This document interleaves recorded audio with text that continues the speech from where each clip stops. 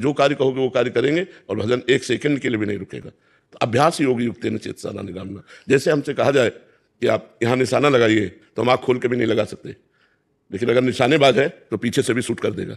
क्यों? उसने अभ्यास किया है।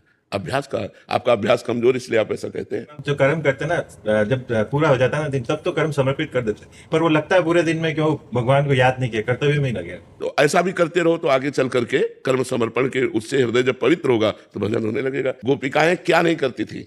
घर लीपना, धान कूटना, परिवार की सेवा करना, बच्चे पालन पोषण करना, पति की सेवा करना, गाय धोना, गाय बांध, लेकिन मुरारी पाद अर्पित चित्तवृत्ति, भगवान के चरणों में चित्तवृत्ति अर्पित है।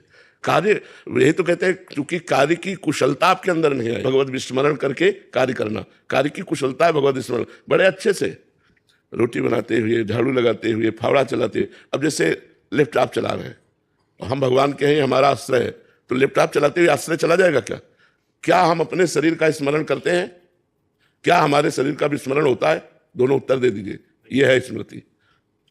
अपने शरीर का हम कभी जप नहीं करते, अपने शरीर का ध्यान नहीं करते, लेकिन अपने शरीर को कभी भूलते भी नहीं कि मैं शरीर हूं, तो मैं प्रभु का दास हूं। ये बैठ जाए हृदय में तो हर समय भजन होता रहेगा, हर समय चिंतन चलता रहेगा।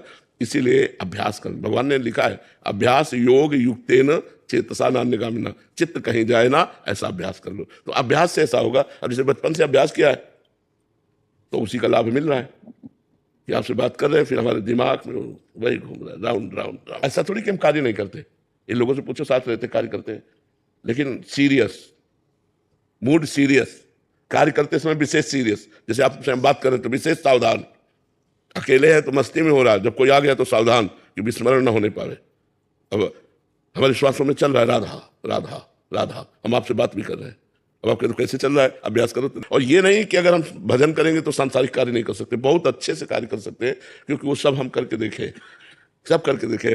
वृक्षों में पानी लगाना है तो फावड़ा चला करके भी, और सब झाड़ू लगा करके भी, रसोई बना करके, सब कार्य करते हुए भजन बहुत अच्छे से चलता है। अभ्यास मतलब इसमें जरूरी अभ्यास है।